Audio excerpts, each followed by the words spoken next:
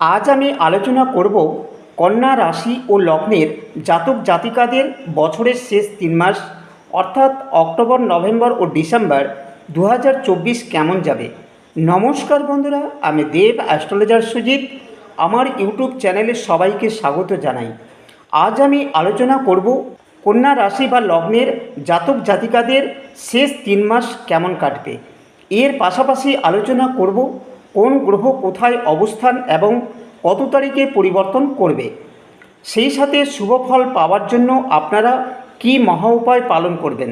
তবে মূল আলোচনায় যাওয়ার আগে আপনাদের কাছে আমার অনুরোধ, আমার চ্যানেলটিকে যদি সাবস্ক্রাইব না করে থাকেন তাহলে এখনই সাবস্ক্রাইব করুন এবং অল নোটিফিকেশন ক্লিক করে সঙ্গে থাকুন। আলোচনাটি শোনার আগে ভিডিওটিতে একটি লাইক ও শেয়ার করে দেবেন। যখনই আমি নতুন কোনো ভিডিও আপলোড করব সবার প্রথমে আপনি ভিডিওটি দেখতে পাবেন। আর যদি আপনাদের জীবনে ভাগ্যের কোনো সমস্যা থাকে তাহলে দেরি না করে আমার বুকিং নাম্বারে ফোন করে বুকিং করুন এবং 24 ঘন্টার মধ্যে আপনাদের ভাগ্যফল আমার কাছ থেকে জানতে পারবেন।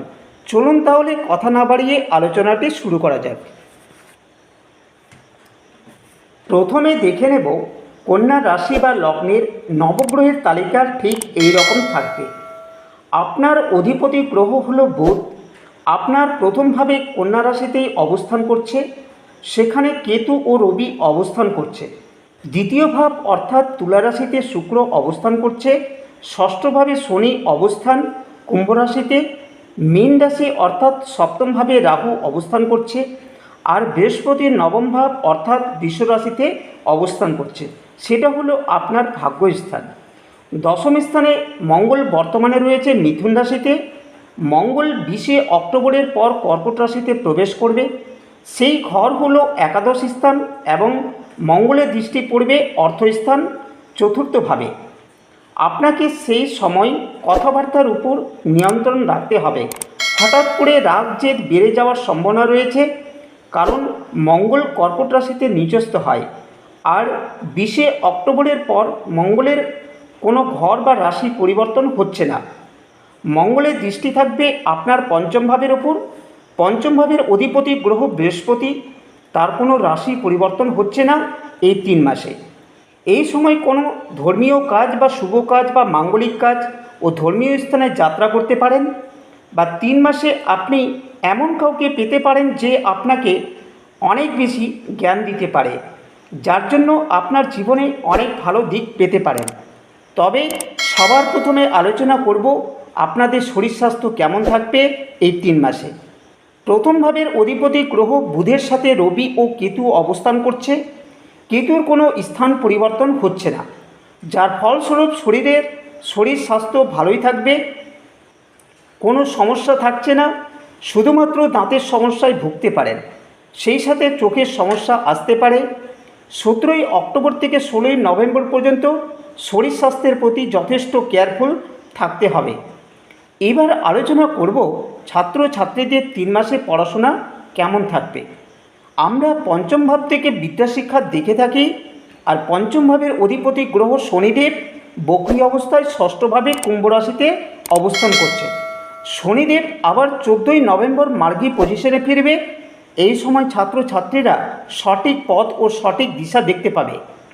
সপ্তম ভাবে দৃষ্টি যখন দ্বাদশ স্থানের উপর থাকবে তখন পড়াশোনার জন্য বাইরে কোথাও যেতে পারেন। শনি মার্গী হওয়ার পর রোগ ঋণ শত্রু থেকে মুক্তি পাবেন। এবার আলোচনা করব প্রেম জীবন কেমন কাটবে এই 3 মাসে। আপনারা জানেন পঞ্চম ভাব থেকে প্রেমকে বিচার করা হয়। 20 অক্টোবরের পর মঙ্গলের দৃষ্টি পঞ্চম ভাবের উপর থাকবে। এই সময় আপনার পার্টনারের স্বভাব কথাবার্তা আপনার কাছে খারাপ লাগতে পারে। পঞ্চমভাবে মঙ্গলের দৃষ্টি মানে ডমিনেটিং স্বভাবের হতে পারে, তবে সেটা আপনার মধ্যেও দেখা দিতে পারে। দুজনের মধ্যে ঝগড়া হওয়ার সম্ভাবনা থাকছে, সেই বিষয়ে আপনাদের সজাগ থাকতে হবে। আবার বৃহস্পতির দৃষ্টি রয়েছে পঞ্চম ভাবের ওপর, যার ফলে আবার সম্পর্ক ভালো হয়ে যাবে এবং সম্পর্ক আরও গভীর হয়ে যাবে। যেহেতু পঞ্চম স্থান সন্তানকে নির্দেশ করে, তাই বৃহস্পতির দৃষ্টি যখন পঞ্চম ভাবের উপর থাকে তখন যারা সন্তানের জন্য প্ল্যানিং করছেন তাদের সময়টি ভালো থাকবে। আর যাদের প্রেম নেই তাদের প্রেমে প্রপোজাল আসবে। এবারে আলোচনা করব বৈবাহিক জীবন কেমন কাটবে এই 3 মাসে।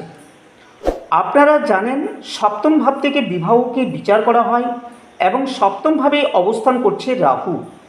বর্তমানে তার স্থান পরিবর্তন হচ্ছে না।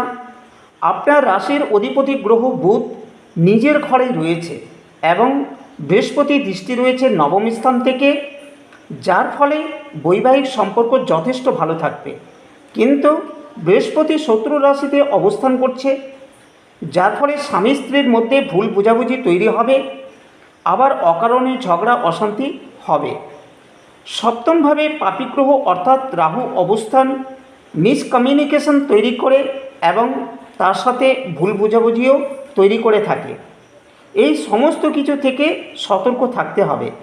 তবে সপ্তম ভাবের অধিপতি গ্রহ বৃহস্পতি নবম স্থানে অবস্থান করছে, যার ফলে আপনার স্বামী বা স্ত্রী তার কেরিয়ারের দিক থেকে উন্নতির যোগ দেখতে পাওয়া যাচ্ছে। এবারে আলোচনা করব সবথেকে গুরুত্বপূর্ণ বিষয়, সেটা হলো ভাগ্য। আমরা নবম স্থান থেকে ভাগ্যকে বিচার করে থাকি, আর নবম স্থানে বৃহস্পতির অবস্থান 13ই অক্টোবরের আগে এবং 7ই নভেম্বরের পর ভাগ্য আপনাকে যথেষ্ট সাথ দেবে। তবে তার আগে এই সময়ের মধ্যে কোনো বড় সিদ্ধান্ত নিতে যাবেন না। যদি সিদ্ধান্ত নিতেই যান তাহলে ভাবনা চিন্তা করে এগোতে হবে। যদিও আপনি বৃহস্পতির সাপোর্ট পাবেন, এই সময় মাঙ্গলিক বা শুভ কোনো কাজ করতে যান তাহলে করতে পারেন। এবারে আলোচনা করব যারা চাকরি করেন তাদের এই 3 মাস কেমন যাবে। আপনারা জানেন দশম ভাব থেকে চাকরি দেখা হয়, আর দশম ভাবে বর্তমানে মঙ্গল অবস্থান করছে।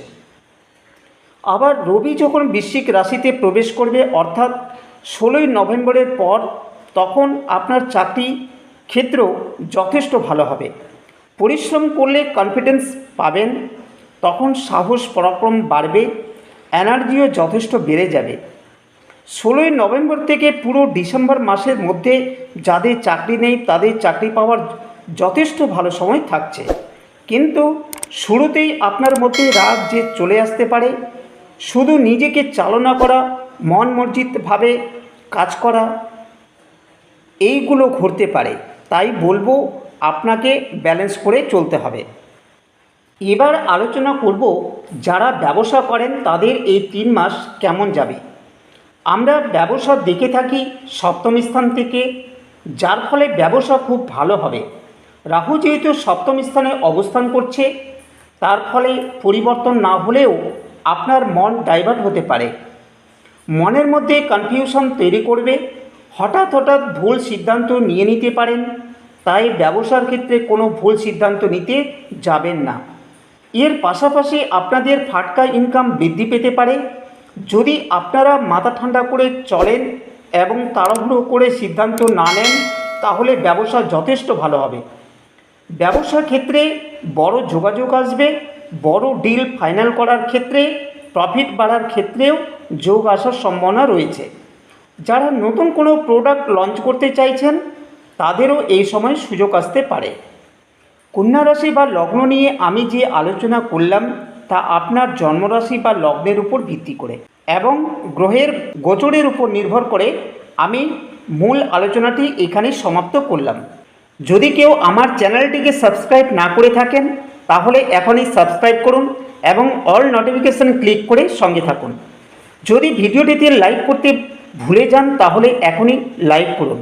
একটি লাইক ও সাবস্ক্রাইব পাওয়ার জন্য আমাকে নতুন নতুন ভিডিও তৈরি করতে উৎসাহিত করে। আমরা আপনাদের জন্যই পরিশ্রম করে ভিডিওটি তৈরি করি এবং আপনারা সেখান থেকে উপকৃত পান। তাই অনুরোধ করব লাইক ও সাবস্ক্রাইব করতে কখনো ভুলবেন না কিন্তু।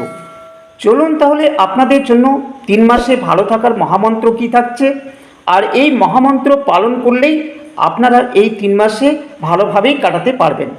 প্রথমে আপনাকে বুধের বীজমন্ত্র পাঠ করতে বলবো। মন্ত্রটি হলো ওং ব্রাং ব্রিং ব্রং স বুধায় নম। তার সাথে সূর্যদেবের মন্ত্র পাঠ করবেন প্রতিদিন এবং তামার পাত্রে জল নিয়ে সূর্যদেবের উদ্দেশ্যে জলদান করবেন। সেই সাথে হনুমান চালিসা পাঠ করবেন। আমার আলোচনাটি এখানে সমাপ্ত করলাম। ততক্ষণে আপনারা ভালো থাকুন, সুস্থ থাকুন। ধন্যবাদ।